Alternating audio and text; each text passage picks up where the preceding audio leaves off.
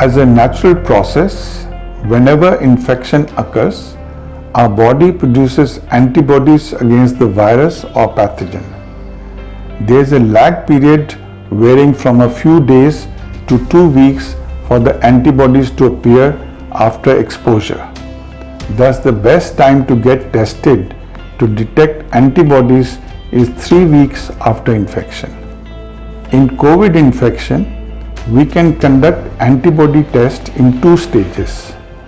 One for testing exposure to the virus, and second checking for immunity against the virus. The first stage test, which is known as total antibody test, detects whether the person has been exposed to the virus or not. This test uses the strongest part of the virus, known as nucleocapsid protein, and detects total antibodies developed in blood of the infected person. If the test result is negative, it means he has not been exposed to the virus until now and he is susceptible to getting infection and therefore should be careful. If the person comes out to be positive, it means that the person has been exposed to the virus and was infected in the recent past. The point to be noted here is that this test will only tell us whether or not the person was exposed to the virus.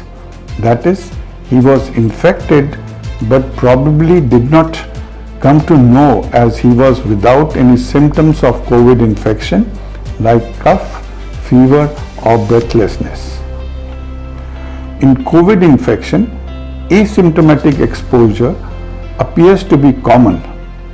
In the event that a person has had symptoms and was found positive by RT-PCR, he can directly go for the second test after 3 weeks of infection. The second stage test is for immunity, as it detects IgG antibodies against spike protein. Virus enters the cell by spike protein binding to ACE2 receptors, and antibodies against spike protein will prevent entry of the virus into our cells. This test will clearly spell out if the person has developed protective immunity against the virus.